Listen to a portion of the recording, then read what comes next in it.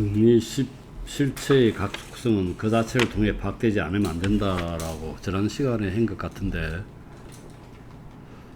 그 30쪽에 보면은 다섯 번째 줄에, 왜냐하면 각각의 속성이 그 자체를 통해서 파악된다는 것은 실체의 본성에 속하기 때문이다. 그리고 다음 줄에 각각의 속성이 실체의 실제성 또는 류를 표현하기 때문이다. 그러므로 하나의 실체에 여러 가지 속성을 귀속시키는 것은 결코 부당하다고 할 수 없다. 이렇게 되어 있고요. 그리고 밑에서 여덟 번째 줄인가? 그러므로 역시 절대적으로 무한한 존재자는 각각 영원하고 무한한 어떤 본질을 표현하는 무한한 속성들로 이루어진 존재자.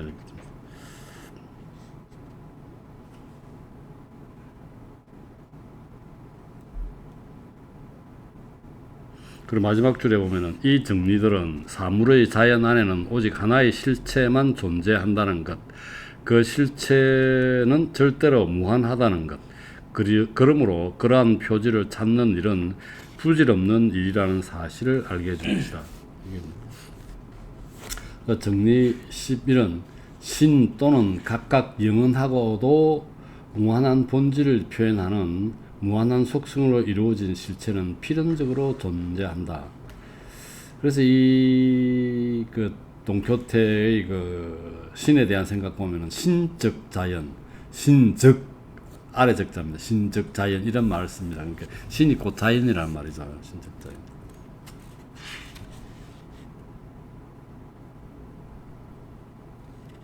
그래서 여기도 보면은 이걸 부정할 경우에 할 수 있다면 신이 존재하지 않는다고 생각하라. 그렇게 하면 공리 7에 의하여 그것의 본질은 존재를 포함하지 않게 된다. 그러나 이것은 정리 7에 의하여 부당하다. 모순이라는 얘기죠. 그러므로 신은 필연적으로 존재한다. 정리 7에 보면은 실체의 본성에는 존재가 속한다라고 되어 있죠. 본성에는 존재가 속합니다. 그 다음 또 다른 증명에서 모든 사물에 대하여 왜 그것들이 존재하거나 또는 존재하지 않는지에 대한 원인이나 근거가 부여되지 않으면 안 된다. 예컨대 만일 삼각형이 존재한다면 왜 그것이 존재하는지에 대한 근거나 원인이 주어지지 않으면 안 된다. 그러나 만일 그것이 존재하지 않는다면 마찬가지로 그것이 존재하는 것을 방해하거나 아니면 그것이 존재하지 못하게 하는 근거나 원인이 주어지지 않으면 안 된다. 그러나 이 근거 또는 원인은 사물의 본성 안에 포함되어 있거나 아니면 사물의 외부에 있지 않으면 안 된다. 앞에서 정의의 예에 보면은 사물 안에 있든지 아니면 외부에 있다고 했죠. 두 개라고 그랬습니다. 예컨대 왜 사각의 원이 존재하지 않는지에 대한 근거를 부여하는 것은 사각의 원의 본성 자체이다. 사각의 원이라는 개는 그 본성이 있을 수가 없죠. 존재하지 않는다는 거죠. 왜냐하면 사각의 원이라는 본성은 모순을 내포하기 때문이다. 사각의 원이 될 수 없다는 거죠. 본성. 이에 비하여 왜 실체가 존재하는가 하는 데 대한 이유는 오직 실체의 본성에서 나올 뿐이다. 왜냐하면 실체의 본성은 존재를 내포하기 때문이다.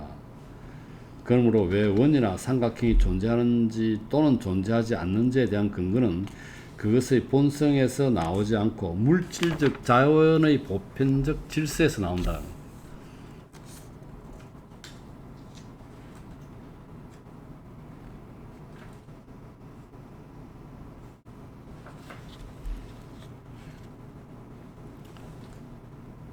왜냐하면 삼각형이 이미 필연적으로 존재한다든가 아니면 존재할 수 없다고 하는 것은 그러한 질서에서 따라 나오지 않으면 안 되기 때문이다. 이제 자연의 보편적 질서란 얘기죠. 그러나 이것은 그 자체에 의하여 명백하다. 이로부터 존재하지 못하도록 하는 어떤 근거나 어떤 원인도 없는 것이 필연적으로 존재한다는 결론이 따라 나온다. 그러므로 만일 신이 존재하는 것을 방해하거나 신의 존재를 배제하는 아무런 근거도 원인도 없다면 신이 필연적으로 존재한다는 결론이 나올 수밖에 없다.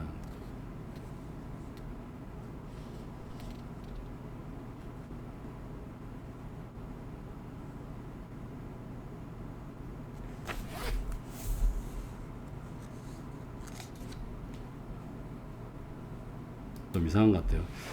자, 이렇게 바꿔볼게요. 존재하지 못하도록 하는 어떤 근거나 어떤 원인도 없으면 원인이 없으면 필연적으로 존재한다는 결론이 나옵니다. 존재하지 못하는 근거가 없으면 존재한다는 얘기죠. 이게 없으면이라고 해요. 그러므로 그래서 맞죠. 그러므로 만일 신이 존재하는 것을 방해하거나 신의 존재를 배제하는 아무런 근거도 원인도 없다면 신은 필연적으로 존재한다는 거죠. 방해하는 근거가 원인이 없으면 존재한다는 건데 그 얘기입니다.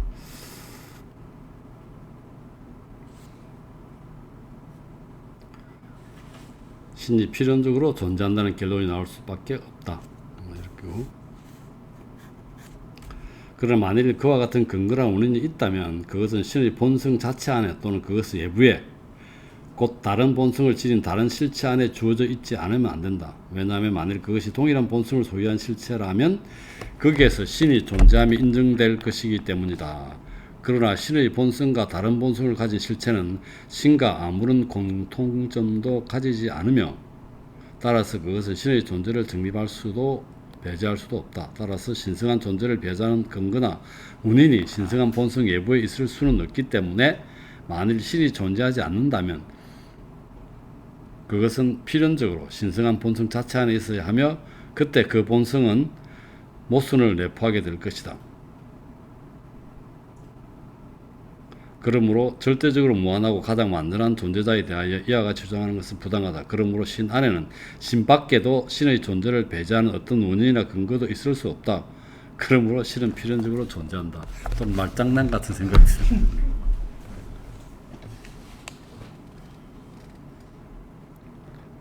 또 다른 증명은 존재할 수 없는 것은 무능력이고 반대로 존재할 수 있는 것은 능력이다. 그러므로 만일 이미 필연적으로 존재하는 것이 오로지 유한한 존재자일 뿐이라면 유한한 존재자는 절대적으로 무한한 존재자보다 한층 더 힘이 있을 것이다. 그러나 이것은 모순이라는 거죠. 저거 자체로 명백한 게 모순이라는 거죠. 그러므로 아무것도 존재하지 않거나 아니면 절대적으로 무한한 존재가 존재한다. 그러나 우리는 우리 안에 아니면 필연적으로 존재하는 다른 것 안에 존재한다. 이건 공리 1에서 했던 얘기입니다. 우리 안에 있거나 아니면 다른 것 안에 있거나. 따라서 절대적으로 무한한 존재자, 곧 신은 필연적으로 존재한다.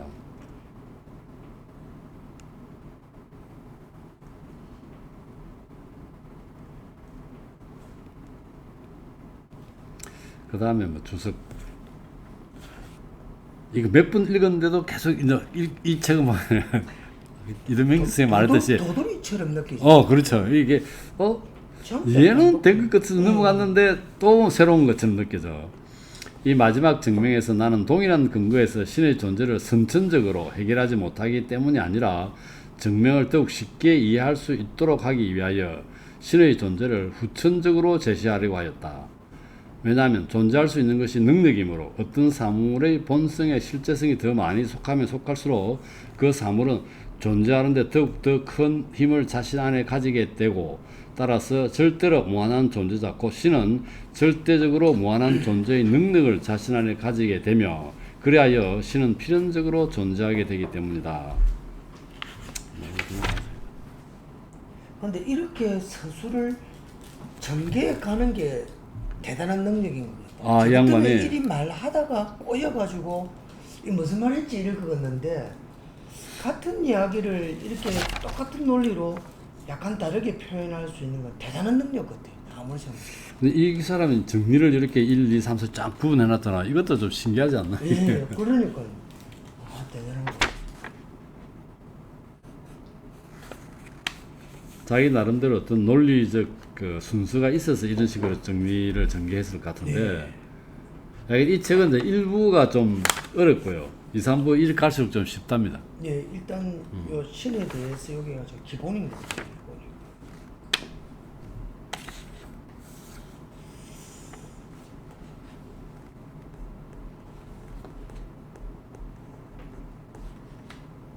그래서 곧 신은 절대적으로 무한한 존재의 능력을 자신 안에 가지게 되며 그리하여 신은 필연적으로 존재하게 되기 때문이다.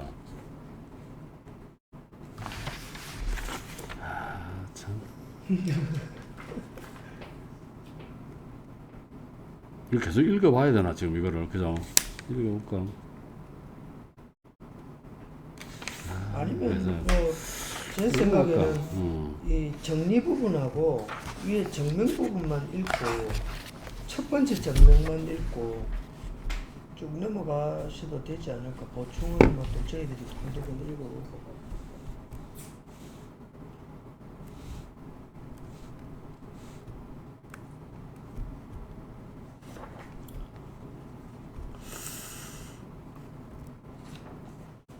일단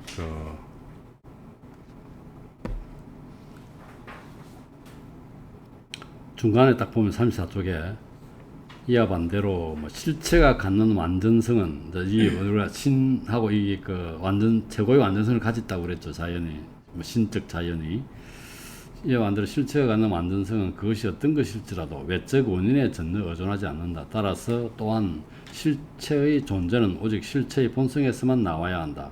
그러므로 실체의 본성은 실체의 본질과 전혀 다른 것이 아니다. 그리하여 완전성은 사물의 존재를 배제하지 않고 오히려 반대로 그것을 정립하며 이에 반하여 불완전성은 사물의 존재를 배제한다. 그러므로 우리들은 어떤 사물의 존재에 관해서도 절대적으로 무한하거나 완전한 존재자, 곧 신의 존재에 관해서 확신할 정도로 확신할 수는 없다.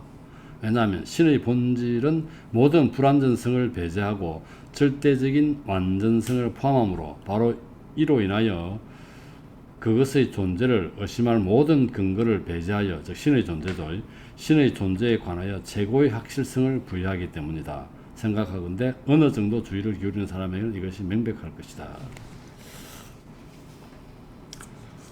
그 다음에 또 정리 12 보면은 어떤 그 실체의 속성에서 실체가 분할될 수 있다는 결론이 나온다면 어떤 실체의 속성도 참답게 파악될 수 없다. 그 실체는 결국 분할될 수 없다는 얘기입니다.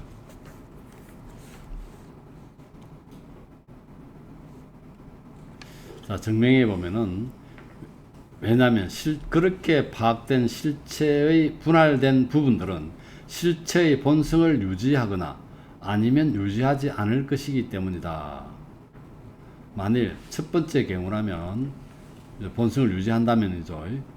각각의 부분은 무한하지 않으면 안 될 것이고 또한 자기의 원인이지 않으면 안 될 것이며 서로 다른 속성으로 성립되지 않으면 안 될 것이다. 따라서 한 실체에서 다수의 실체가 구성될 수 있겠지만 이것은 부당하다.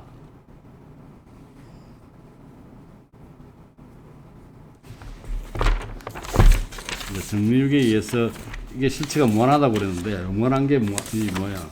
신을 절대적으로 무한한 존재, 모든 것이 각각 영원, 무한한 네. 본질을 표현한 것, 무한한 속성으로 이루어진 실체. 여기 정리육이었죠. 정리육이죠. 예. 정리육에 보면은 하나의 실체는 다른 실체에 산출돼도 없다고 그랬잖아. 이거 산출된 거잖아. 그러면 그러니까 안 된다는 모순이라는 얘기죠. 그러니까 실체가 본성을 유지하게 뭐 2개 이상으로 분할된다면 이게 아까 정리육에 의해서 다른 실체에서 산출될 수 없다고 그랬는데 이게 아니라는 얘기죠. 게다가 부분은 전체와 아무런 공통된 것도 소유하지 않을 것이고 또한 전체는 부분들 없이도 존재하며 동시에 파악될 수 있겠지만 이것은 어느 누구도 의심할 수 없는 부당한 것이다.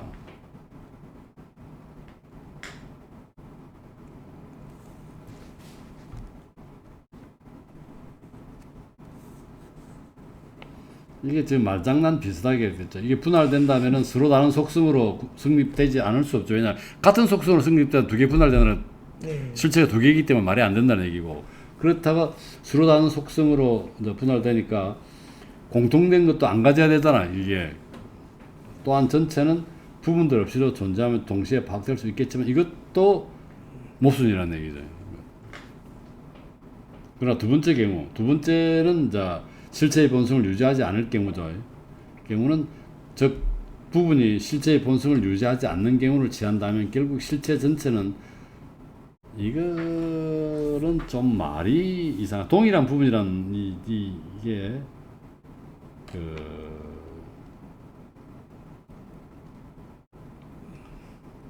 이 왜 이런 용어를 쓰는가 모르겠어. 동일한 부분으로.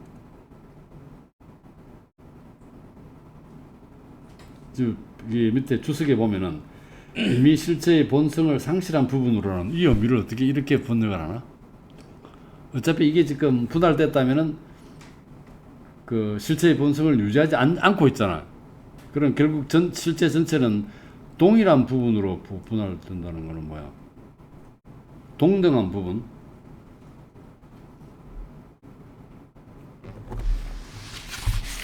그렇죠. 이게 동일한 부분이라는 번역은 주석은 그렇게 적어놨는데 이 번역 자체가 영어 자체가 좀 마음에 안 드는 것 같아요.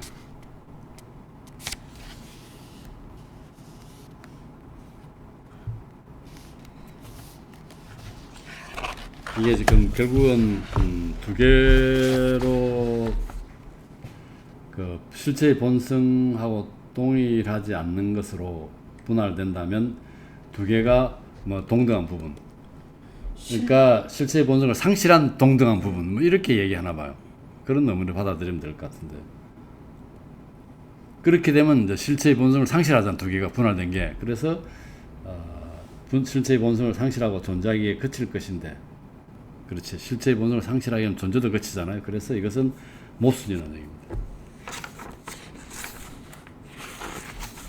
정리치레에 의해서 실체의 본성에는 존재가 속한데 존재가 안 되니까 이제 실체의 본성에서 존재가 상실되니까 존재가 안 된다. 그래서 이건 모순이라는 얘기인데, 난 이 사람의 사고 방식이 어떤 식의 사고를 갖고 지금 이런 식 논리를 전개하는지 좀 궁금하게 돼요.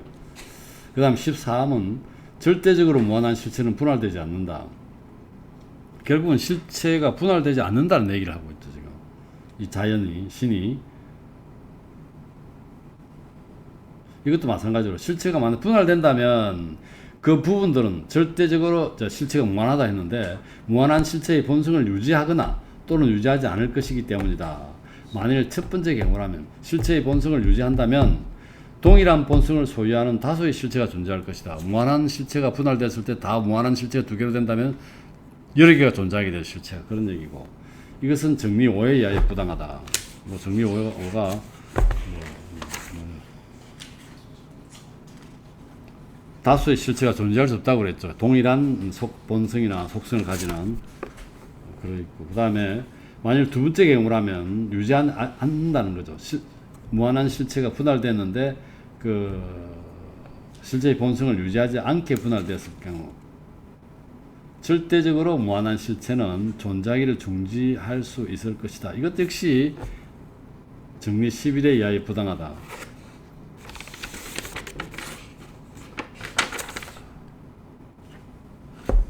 필연적으로 존재한다고 그랬죠. 아까 무한한 속성으로 이루어진 실체는. 근데 이것도 부당하다는 거죠.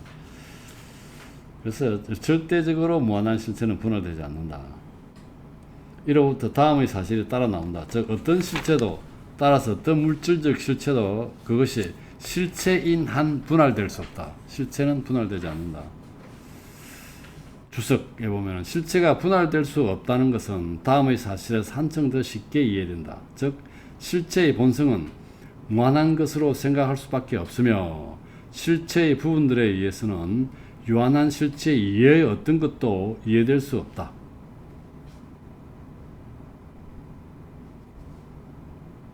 이것은 정리 8에 의하여 명백한 모순을 내포한다. 그래서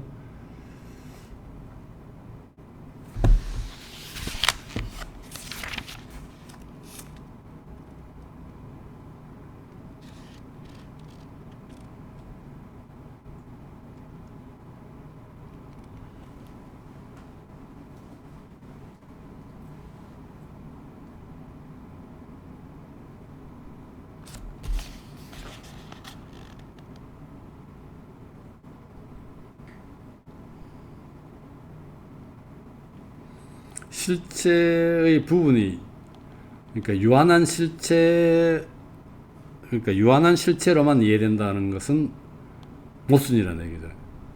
실체의 부분들에 의해서는 유한한 실체로만 이해된다는 것은 이것은 모순이다. 실체의 부분들에 대해서 유한한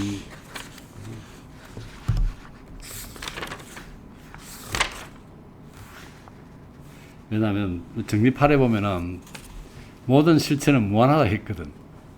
그러니까 실체의 부분들이 무한한 실체 이외의 것도 이해될 수 없다는 거. 유한한 실체 이외의 어떤 것도 이해될 수 없다 했으니까 이거는 아니라는 거죠. 왜냐하면 실체는 무한하다 했기 때문에. 참 계속 도는 것 같다. 신 14에 보면은 신 위에는 어떠한 실체도 존재할 수 없으며 또한 파악될 수도 없다. 신은 실체의 본질을 표현하는 모든 속성을 지니는 절대적으로 무한한 존재자이며 또는 필연적으로 존재하므로 만일 신 이외에 어떤 실체가 있다면 그 실체는 신의 어떤 속성으로 설명되어야 하고 그렇게 되면 동일한 속성을 지니는 두 개의 실체가 존재하게 될 것이다. 이것은 부당하다. 모순이죠. 그러므로 신 이외에 어떤 실체도 존재할 수 없고 따라서 어떤 실체도 파악될 수 없다. 왜냐하면 만일 그와 같은 실체가 파악될 수 있다면 그것은 필연적으로 존재하는 것으로 파악될 수밖에 없기 때문이다. 이것은 모순이라는 얘기고 그러므로 신 외에는 어떤 실체도 존재할 수 없고 파악될 수 없다. 이로부터 가장 명백하게 된 첫 번째로 신은 유일하다는 것이고 자연 안에는 오직 하나의 실체만이 존재하며 그것은 절대적으로 무한함이 당연한 결론으로 된다. 우리는 이것을 이미 정리시베이 추석에서 암시하였다. 신적 자연입니다. 이게 무한한 자연 안에 오직 신 하나만 있다고 했으니까 신적 자연.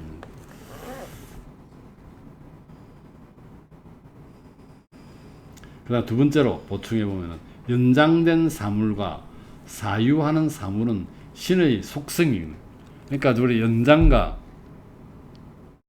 사유가 우리가 느끼는 인지하는 속성이라고 그랬죠. 신의 속성입니다. 속성 중에 무한한 속성이 있지만 우리가 인지하는 것은 연장과 사유라고 그랬습니다. 신의 속성이건 아니면 여기서만 신의 속성의 변용임이 결론으로 된다. 정리 15에 보면 존재하는 모든 것은 신 안에 있으며 이게 모든 실체죠. 모든 실체가 신 안에 있으며 신 외의 실체는 존재하지 않습니다. 그래서 신 없이는 아무것도 존재할 수도 파악될 수도 없다. 그래서 신 위에는 우리 여기서 말하는 신적 자연이죠. 이외에는 아무런 실체도 존재하지 않는다. 곧 신 위에는 자신 안에 있고 자신에 의하여 파악되는 어떤 것도 없다.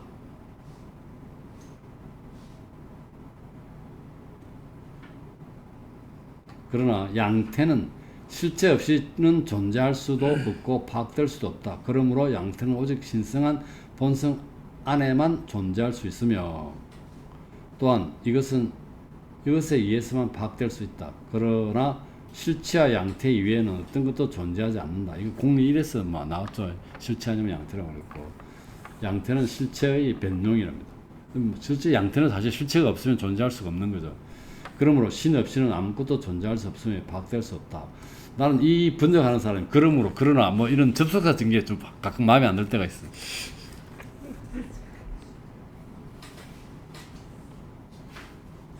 자, 많은 사람들이 신이 인간과 마찬가지로 육체와 정신으로 이루어져 있으며 열정에 의해 지배된다고 생각한다. 이 열정은 감정입니다. 수동적 감정이라고 보면 되겠죠. 감정에 의해 지배된다고 생각한다. 그러나 그들이 신에 관한 참다운 인식에서 얼마나 멀리 떨어져 있는지는 이미 증명된 것으로 충분하다. 이게 아니라는 얘기죠. 그러나 나는 이것들을 무시한다. 왜냐하면 신성한 본성을 어느 정도 고찰한 사람은 누구나 신이 육체적이라는 것을 부정하기 때문이다. 그들은 이것을 다음의 사실을 가장 잘 증명하고 있다. 즉 우리는 물체를 어떤 고정된 형태를 지닌 길이와 넓이와 폭을 가지는 특정한 양으로 이해하는 반면에 신, 곧 절대적으로 무한한 존재자에 대해서 이렇게 말하는 것은 가장 부당한 일이다. 당연하죠. 신을 양을 가지는 것을 이해하면 곤란하죠. 그러나 한편 그들은 이 점을 증명하고자 하는 다른 근거에 의하여 그들이 물질적 실체 자체 또는 연장적 실체를 신성한 본성에서 완전히 제외시키는 것을 명백히 제시하며 더욱이 물질적 실체가 신에 의해 창조된 것이라고 주장한다. 이게 이제 빼고 아까 연장적 실체 이런 게 아까 그 정도 형태의 양을 가지고 있는 거죠. 이걸 제해가지고 이거는 물질적 실체가 신에 의해 창조된 것이라고 주장한다. 그러나 그것이 어떤 신성한 능력으로 창조될 수 있었는지에 대해서는 그들은 아무것도 알지 못한다. 이것은 그들 자신이 하는 말을 스스로가 이해하지 못하는 점을 분명히 보여준다.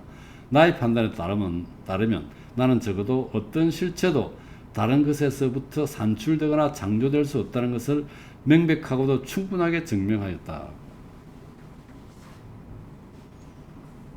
실체는 창조될 수 있는 게 아니라는 얘기죠. 또한 우리는 정리 14에서 신 이외에는 어떠한 실체도 존재할 수도 파악될 수도 없다는 것을 밝혔으며 이로부터 연장적 실체는 신의 무한한 속성 가운데 하나라고 결론 내렸다. 그렇지만 이것을 한층 더 충분히 설명하기 위해서 나는 반대자들의 논증을 반박하고자 한다. 그들의 논증은 전부 다음과 같은 귀결에 도달한다.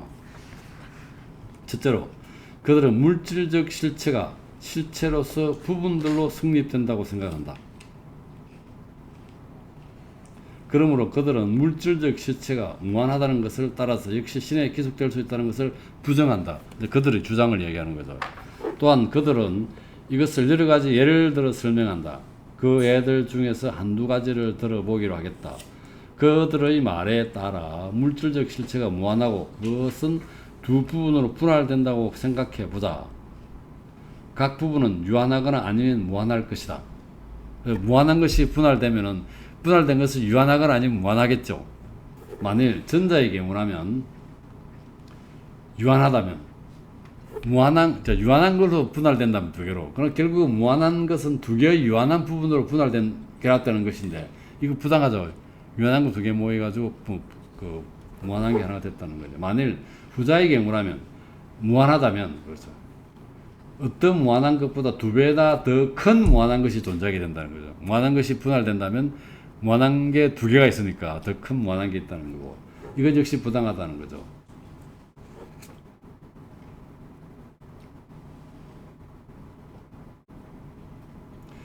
그 다음에 뭐 새로운 패러그래프 봅시다. 그러면 그 설명은 대충 이해될 거고 말하자면 그들이 생각하는 것처럼 그러한 부당함은 무한한 양이 가정되는 것에서 생기므로 그들은 물질적 실체는 유한하지 않으면 안 되며 따라서 그것은 신의 본질에 속하지 않는다고 결론 내린다.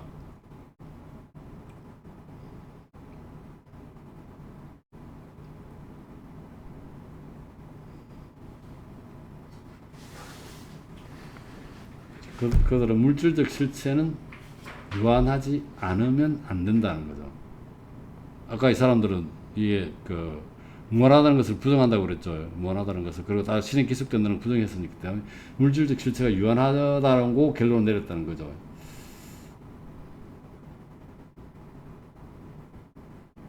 그들은 마찬가지로 두 번째 논증을 신의 최고 완전성에서 끌어내었다.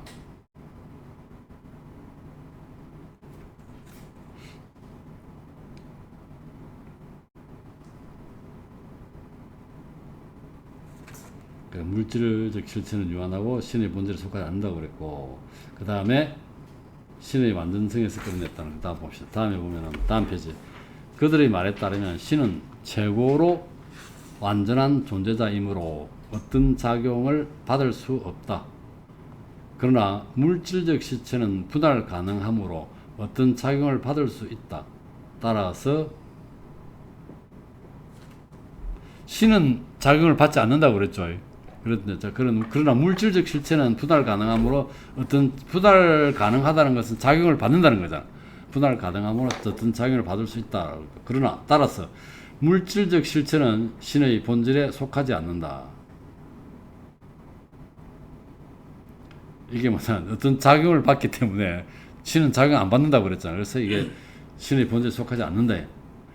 이러한 것들은 내가 저술가들 사이에서 발견하는 논증이다. 그들은 이러한 논증을 가지고 물질적 실체는 신성한 본성에 해당되지 않으며 신성한 본성에 속하지 않는다는 것을 밝히고자 한다.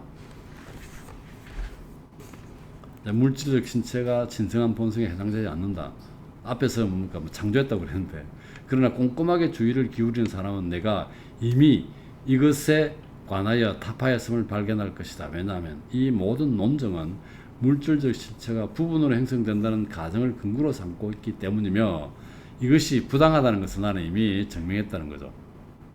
물질 실체가 부분으로 형성되어 있다는 것은 부당하다는 것을 증명했다는 것. 나아가서 사태를 올바르게 생각하는 사람은 다음을 알게 될 것이다. 즉 연장적 실체가 유한하다는 그들의 결론의 기초가 되는 그러한 모든 부당함은 결코 무한한 양의 전제에서 생기지 않고 무한한 양이 측정 가능하며 유한한 부분으로 기록되었다는 것이다. 유한한 것 자체가 문제가 아니라 일마들이 유한한 것을 무한한 것을 측정 가능하고 유한한 것으로 결합되었다는 것에서 비롯되었다는 얘기죠. 그러므로 이와 같은 가정에서 생기는 부당함으로 인해 그들은 다음과 같이 결론 내릴 수 있다. 즉 무한한 양은 측정 불가능하며 또한 유한한 부분들로 형성될 수 없다. 그렇죠.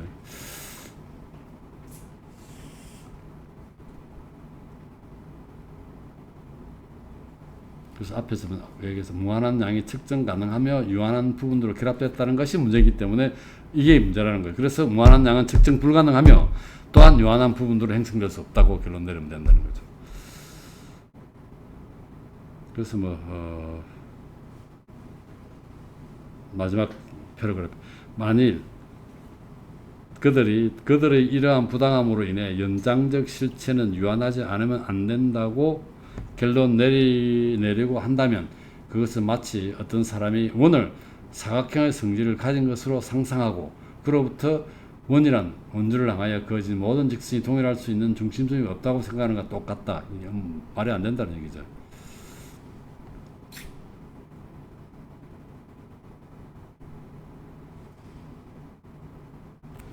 그래서 그 뒤에 계속합니다. 왜냐하면 무한하고 유일하며 불가분적인 것으로만 파악될 수 있는 물질적 실체를 유한하다고 결론 내리기 위해서 그들은 이것이 유한한 부분들로 형성되어 다양하며 분할 가능하다고 생각하기 때문이다.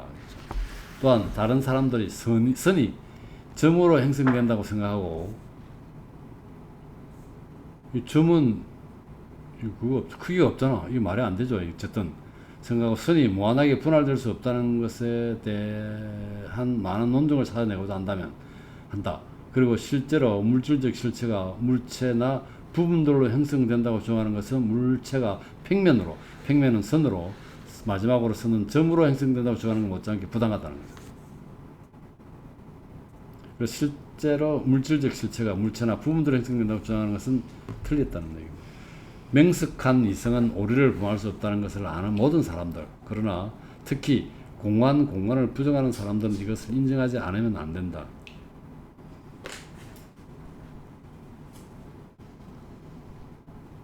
지 얘기죠. 지 주장입니다. 지도 공간을 부정하는 사람이겠지.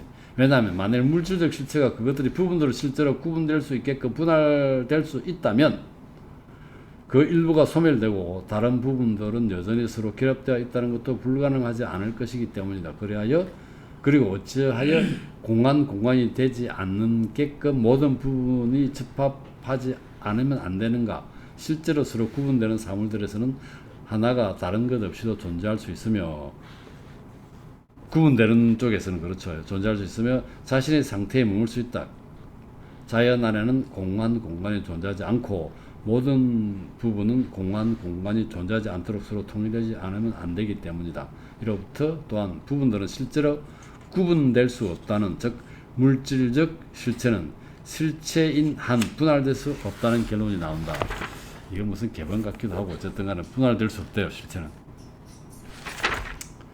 그러나 지금 어떤 사람이 왜 우리들은 본성상 그토록 양을 분할하려는 경향이 있는가 하고 묻는다면 나는 그에게 다음과 같이 답하겠다.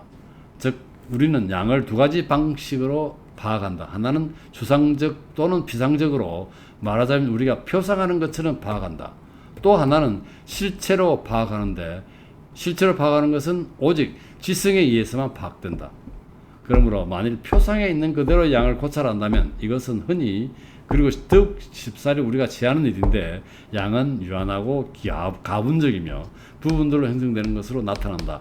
표상적 파악하면 이렇게 된다는 거죠. 그러나 실체는 지성으로 파악해야 된다는 거죠. 그러나 만일 지성에 있는 그대로의 양에 주의하여 그것을 실체인 한에서만 파악한다면 이건 매우 어려운 일이지만 그것은 이미 우리가 충분히 증명한 것처럼 무한하고 유일하며 불가분적인 것으로 나타난다. 이는 표상과 지성을 구분할 줄 아는 사람들에게는 충분히 명백할 것이다.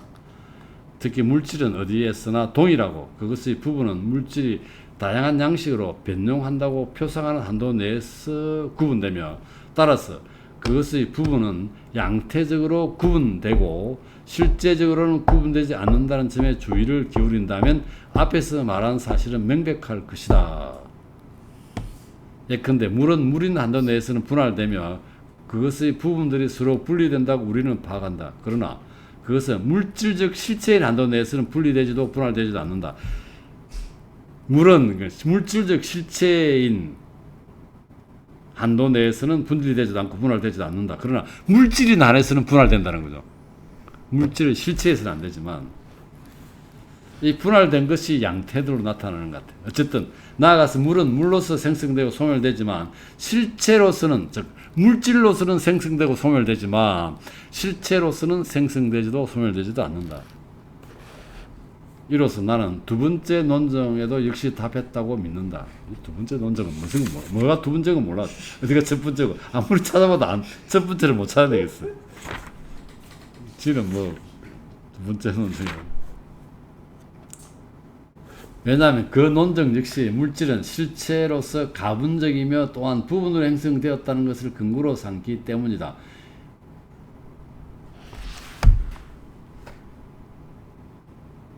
자, 물질은 이제 물질하고 물체하고 다르다는 거죠. 물질적 실체하고 물질하고 다릅니다. 물질과 물질적 실체하고 다릅니다. 왜 물질이 신성한 본성에 걸맞지 않는지 나는 알지 못한다. 왜냐하면 신 외에는 신성한 본성에 작용할 어떤 실체도 있을 수 없기 때문이다. 말하자면 모든 것은 신 안에 있으며 생성하는 모든 것은 오직 신의 무한한 본성의 법칙에 의해서만 생기고 또 신의 본질의 필연성에서부터 생긴다. 그러므로 연장된 실체가 가분적이라고 가정될지라도 그것이 영원하며 무한하다는 것이 인정된다면 신이 다른 것의 작용을 받는다든가 연장된 실체가 신성한 본성에 어울리지 않는다고 말할 수 있는 어떤 근거도 없다. 그러나 지금 더 이상 논하지 않겠다.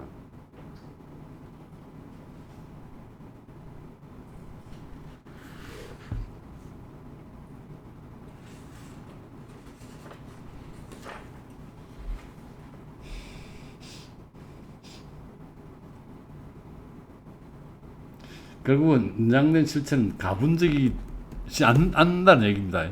가분적이지 않다. 그러니까 분할할 수 없다.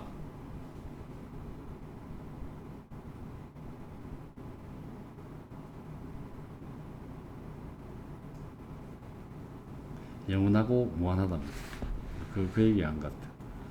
자, 정리 16 보면 신성한 본성의 필연성에서 무한한 것이 무한한 방식으로 생기지 않으면 안 된다.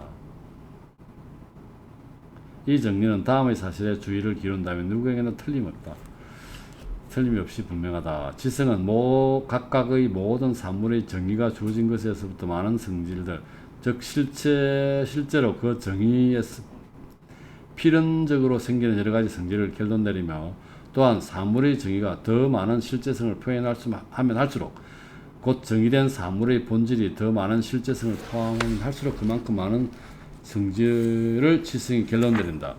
그러나 신성한 본성은 동시에 모든 것이 각각 자신을 위해서 무한한 본질을 표현하는 절대적으로 무한한 속성을 소유하기 때문에 신성한 본성의 필연성에서 무한한 것이 무한한 방식으로 필연적으로 생기지 않으면 안 된다. 이로부터 다음과 같은 결론이 나온다. 신은 무한한 지성에 힘입어 파악될 수 있는 모든 사물의 작용인이다. 두 번째로 신은 자기 자신에 의한 원인이지 우연에 의한 원인은 아니라는 것이다. 세 번째로 신은 절대적으로 제1 원인이라는 것이다. 신이 뭐 우연하게 어떤 작용을 한다 그런 거 아니라는 거죠. 어떤 원칙이나 규칙이 있는 걸로 되어 있습니다. 본성, 자기의 본성의 법칙이죠. 자, 17. 신은 오로지 자신의 본성의 법칙에 의해서만 활동하고 다른 어떠한 것에 의해서도 강요받아 활동하지 않는다. 오로지 신성한 본성의 필연성에서만 또는 오로지 신성한 본성의 법칙에서만 무한한 것이 절대적으로 생성된다는 것을 우리는 정리 16에서 제시하였다. 그리고 정리 15에서 우리들은 어떠한 것도 신 없이는 있을 수 없으며 파악될 수도 없고 모든 것은 신 안에 존재한다는 것을 증명하였다. 그러므로 신 외에는 신으로 하여금 활동하게끔 결정하거나 또는 강제하는 어떠한 것도 있을 수 없다. 따라서 신은 오직 자신의 본성의 법칙에 의해서만 활동하고 어떠한 것에 의해서도 강제되어 활동하지 않는다. 자, 1호부터 다음과 같은 결론이 나온다. 즉, 신의 본성의 완전성 이외에는 신을 외부 또는 내부에서 활동하게끔 자극하는 어떠한 원인도 존재하지 않는다. 신은 신하게 작용을 하게 할 수 없다는 거죠. 두 번째로 오로지 신만이 자유 원인이라는, 자, 신만이 자유 원인이, 우리가 인간이 자유 원인이 아니고 신만이 자유 원인이라는 결론이 나온다. 왜냐하면 오로지 신만이 자신의 본성의 필연성에 의해 존재하고 또한 오로지 자신의 본성의 필연성에 의해 활동하기 때문이다. 그러므로 신만이 홀로 자유 원인이다. 다른 사람들은 신의 본성에서 생긴다고 우리가 말한 것, 곧 신의 힘 안에 있는 것을 신 자신이 생성시키거나 또는 그들이 믿기에 신 자신이 그것을 산출되지 않게 할 수 있으므로 신은 자유원인이라고 믿는다. 그러나 이것은 마치 신은 삼각형의 본성에서 세각의 합이 이 직각과 동일하다는 것을 생기지 않게 하거나 주어진 원인에서 아무런 결과도 생기지 않게 할 수 있다고 말하는 것과 똑같다. 이것은 부당하다.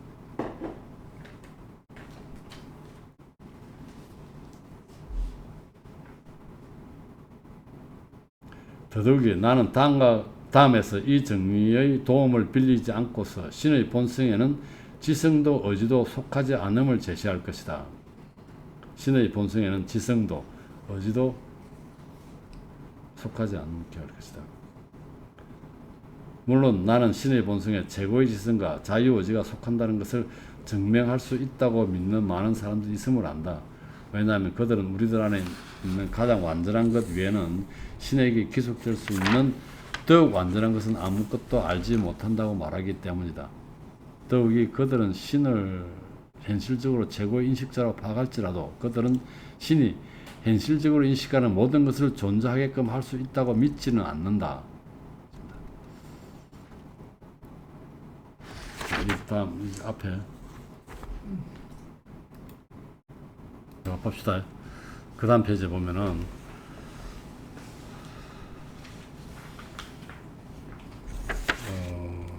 우리들 안에 있는 가장 완전한 것 외에는 신에게 기속시킬 수 있는 더욱 완전한 것은 아무것도 알지 못한다고 말하기 때문이다. 그 다음에 더욱이 그들은 비록 신이 현실적으로 최고의 인식자로 파악할지라도 그들은 신이 현실적으로 인식하는 모든 것을 존재하게끔 할 수 있다고 믿지는 않는다.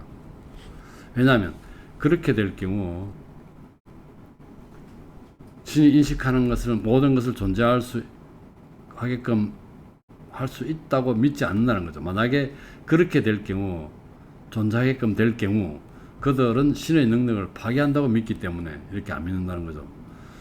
신이 현실적으로 인식하는 모든 것을 존재하게끔 할 수 있다고 믿지 않는 이유는 그렇게 믿을 경우에 그들은 신의 능력을 파괴한다고 믿기 때문입니다. 그들의 말대로 만약 신이 자신의 지성 안에 있는 모든 것을 창조했다고 한다면 신은 그 이상 아무것도 창조할 수 없을 것이기 때문이다. 이것은 그들이 믿고 있는 신의 전능성과 모순된다는 거죠. 자, 신이 모든 것을 인식하는 것을 다 모든 것을 창조했다고 했죠. 그럼 더 이상 창조 못할 거 아니야. 그러면 신이 전능성에 위배된다는 거죠. 이것은 그들이 믿고 있는 신의 전능성과 모순된다. 그러므로 그들은 신이 모든 것을 무관심하며 오직 어떤 절대적 의지에 따라 창조하려고 결심한 것만을 창조한다고 기꺼이 주장한다. 이건 신은 모든 것에 무관심하고 오직 절대적 의지에 따라 창조하게 결심한 것만 창조할 수 있다고 주장하는 거죠. 그러나 나는 다음의 사실을 충분히 명백하게 제시했다고 믿는다. 즉 신의 최고 능력 또는 신의 무한한 본성에서 무한한 것이 무한한 방식으로 모든 것이 필연적으로 유출되었고 또한 항상 동일한 필연성을 가지고 생겼으며 이것은 마치 삼각형의 본성상 세각의 합은 이직각과 같다는 것이 영원에서부터 영원히 이르기까지 생기니까 동일하다는 것이다. 그러므로 신의 전능은 영원에서부터 현실적으로 존재하였으며 영원히 동일한 현실성에 머물 것이다. 나의 판단에 따르면 적어도 신의 전능은 이러한 방식으로 훨씬 더 완전하게 확립된다는 겁니다.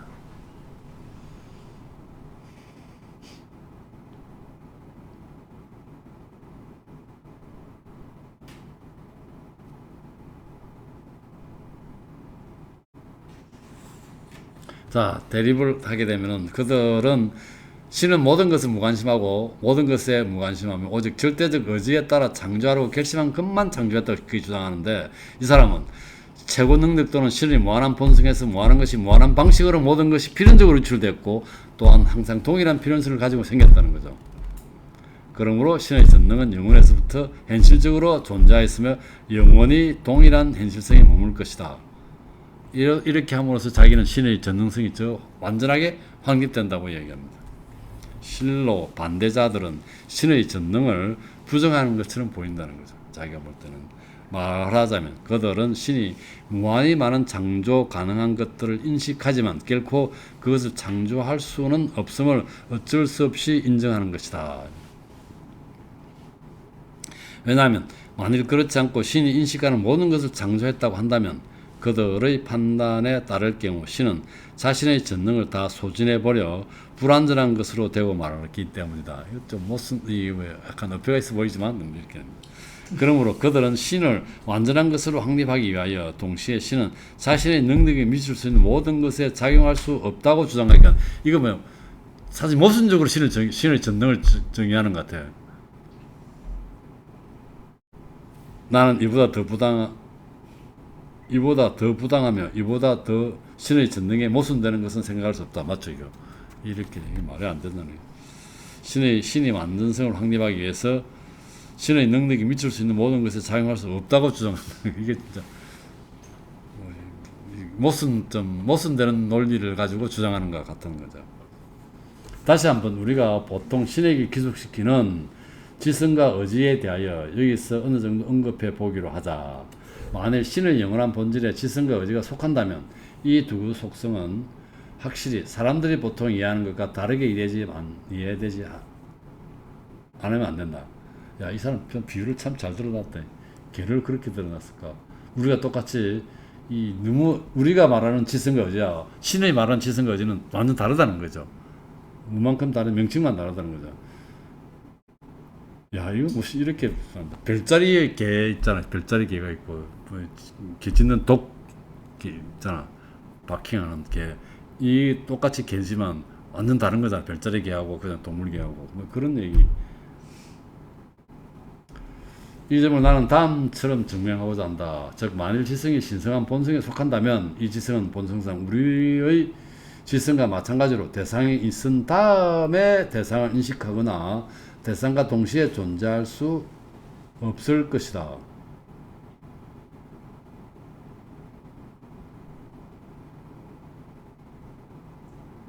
우리는 지금 대상이 있고 난 뒤에 지성이 존재하는 거 아니야?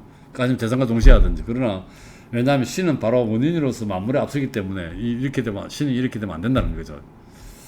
그러나 반대로 진리와 사물의 형상적 본질은 그것들이 신의 지성 안에 관념적으로 그대로 존재하기 때문에 그것들이 지금 존재하고 있는 것처럼 그렇게 존재한다. 그러므로 신의 지성은 그것이 신의 본질을 구성한다고 파악되는 경우에 한해서 실제로 사물의 원인, 곧 사물의 본질과 존재의 원인이다. 이 점은 신의 지성과 의지와 능력이 동일하다고 설명했던 사람들도 주의했던 것으로 보인다. 이건 뭐야? 이게 동일한 건 뭔가 동일한. 신의 지성과 의지와 능력이 동일하다는 건가? 그리 보라. 따라서 신의 지성은 사물의 유일한 원인, 곧 우리가 제시한 것처럼 사물의 본질과 유일한 원인이기 때문에 그 본질에 관해서든 존재에 관해서든 필연적으로 사물과 다르지 않으면 안 된다. 왜냐하면 원인에서 생긴 결과는 바로 그 원인에서 취한 것인데 그 원인과 다르기 때문이다. 결과는 원인 플러스 알파인 거. 예컨대 인간은 다른 인간의 존재에 대해서는 원인이지만 다른 인간의 본질에 대해서는 원인이 아니다. 아, 참 이건 뭐 상당히 이해가 잘 되죠. 왜냐하면 이러한 본질은 영원한 진리이기 때문이다. 그러므로 인간은 본질에서는 완전히 일치될 수 있지만 존재에서는 서로 다르지 않으면 안 된다. 그러므로 비록 한 인간의 존재가 없어진다고 해도 다른 인간의 존재가 없어지지 않는다.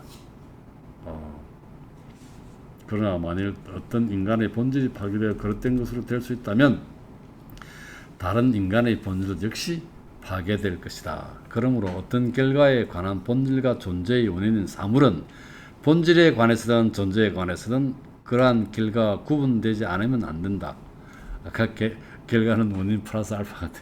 그런데 신의 지성은 우리들의 지성의 본질과 존재의 원인이다. 그렇지. 신의 지성은 우리들의 지성과 존재의 원인이다.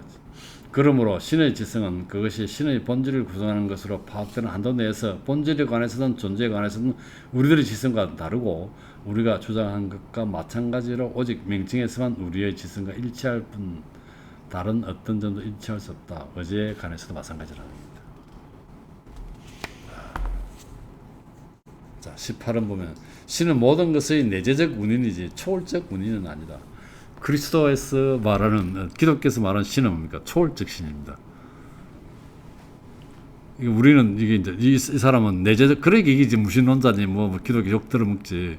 내재적 원인은 결과가 그 내부에 있는 거지. 근데 초월적 원인은 결과가 외부에 있습니다. 기독교 우리 하나님은 초월적 신이죠. 인간을 초월하는 게.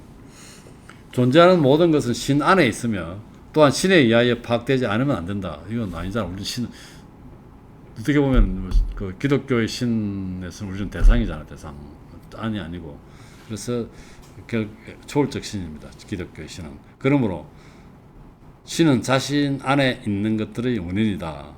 이것이 첫 번째 점이다. 다음으로 신 외에는 어떠한 실체도 존재할 수 없다. 곧 신의 외부에서 자체로서 존재하는 어떤 것도 존재할 수 없다. 신 외에는 존재할 수 없던 거죠. 이것이 두 번째 점이다. 그러므로 신은 모든 것의 내재적 원인이지 초월적 원인은 아니라는 겁니다.